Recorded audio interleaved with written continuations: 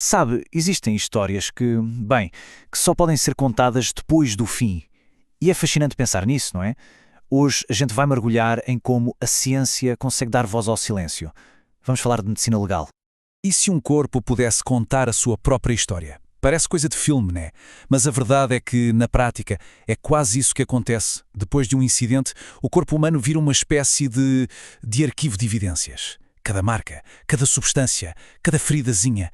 É como se fosse uma palavra numa narrativa bem complexa. E a resposta é que sim, ele pode. E é aí que entra a medicina legal, atuando como o tradutor dessa história. E olha, não tem nada de magia aqui, é ciência pura. É a disciplina que pega nessas testemunhas silenciosas e traduz as pistas físicas para uma linguagem que a justiça consegue entender. Vamos ver então como é que isso funciona na prática. Ok, então para a gente entender como é que o corpo fala, primeiro a gente tem que entender quem é o tradutor, certo? O que é, afinal de contas, a medicina legal? Bom, a definição é basicamente a missão dela: pegar todo o conhecimento da medicina e aplicar para resolver questões da lei. E é importante dizer, não se trata só de descobrir a causa da morte, viu? Vai muito além. Cobre lesões, envenenamentos, qualquer situação onde o corpo se torna a prova principal. No fundo, a medicina legal é a ponte que conecta a sala de exames com o tribunal. Certo, mas como é que essa tradução toda vira algo oficial? Como é que a história que o corpo conta se transforma numa prova de facto? É tudo colocado no papel. E esse papel tem nome: laudo pericial. E olha, esse não é um relatório qualquer, não. É o registro super meticuloso, super objetivo de absolutamente tudo o que foi observado. É a peça-chave, o documento que transforma o que o médico encontrou em factos para a justiça. E esse laudo tem uma estrutura bem rígida, sabe? Não é de qualquer jeito. Primeiro tem o preâmbulo, basicamente quem está envolvido, o que aconteceu e onde. Depois vem o histórico, que é o registro do que foi contado sobre os factos. Aí chegamos na descrição, que é assim, o coração do laudo. É uma fotografia em palavras de tudo o que foi encontrado, mas sem nenhuma interpretação. É só o que se vê. Depois, na discussão, a ciência entra em campo para conectar os pontos. E, por fim, a conclusão, que vai direto ao ponto e responde às perguntas que a autoridade fez, os famosos quesitos. Beleza, agora vamos entrar na parte talvez mais visual da coisa toda. Como é que se lê uma lesão física? Então, o segredo para decifrar essas lesões é entender o que as causou. Pensa na energia. Um agente perfurante, tipo uma agulha, foca toda a força num pontinho só. Já um agente cortante, como uma faca ou um caco de vidro, ele desliza. O contundente, que pode ser um soco ou uma pedra, ele impacta, esmaga. E claro, tem os mistos, como uma bala de revólver, que faz as duas coisas, perfura e contunde ao mesmo tempo. E por que essa classificação toda é importante? Porque o tipo de ferida conta uma história muito, mas muito específica. Uma ferida incisa, feita por algo afiado, vai ter as bordas bem lisinhas, regulares. Agora, uma ferida contusa, de um impacto, essa é diferente. As bordas são todas irregulares, meio mastigadas e pode até ter umas pontes de tecido que não se romperam ligando um lado ao outro da ferida.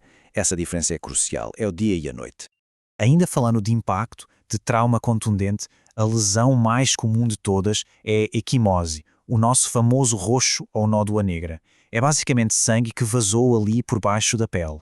E um detalhe interessante, se a gente apertar um roxo, a cor não some, nem por um segundo, diferente de uma vermelhidão comum.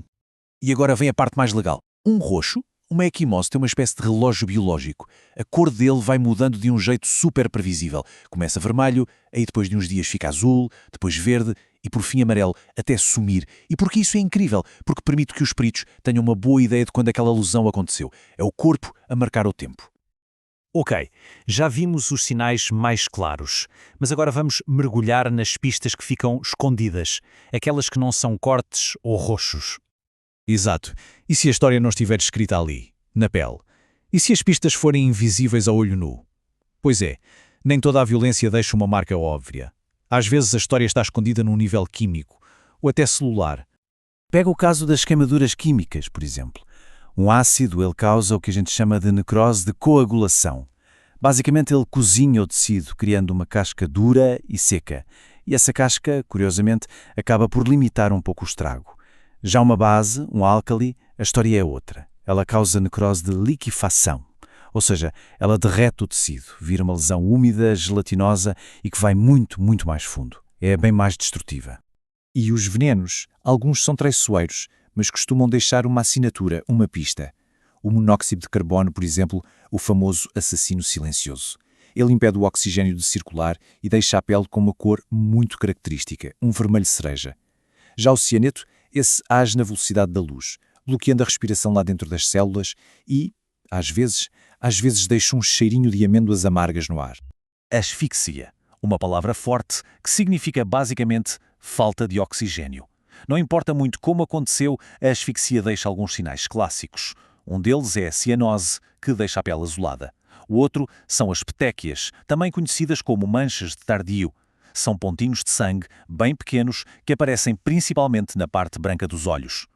E é aqui que os detalhes fazem toda a diferença do mundo para saber se foi homicídio, suicídio ou um acidente. Quando a asfixia é por aperto no pescoço, a marca que fica lá conta tudo. Se for enforcamento, onde o peso do próprio corpo faz a força, a marca, o sulco, é geralmente inclinada, oblíqua. Agora, se for estrangulamento, com um laço e uma força de fora, o sulco tende a ser horizontal, reto. E na esganadura, que é com as mãos, aí a história não é contada por um sulco, mas sim pelas marcas dos dedos na pele. Ok, então a gente já viu um monte de peças soltas.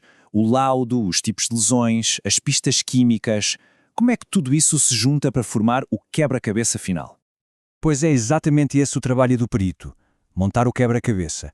É pegar a descrição daquela ferida, juntar com o resultado do exame de toxicologia, somar com a idade daquela equimose e, com tudo isso, construir uma narrativa.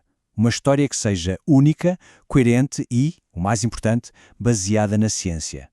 Uma história que, no fim de contas, responde às perguntas que a justiça precisa. E isso tudo leva-nos ao princípio mais importante da medicina legal. A grande força dela está na objetividade. O perito não está ali para achar nada, para dar uma opinião pessoal. O papel dele é descrever o que vê, analisar com base na ciência e concluir a partir das evidências. Ponto.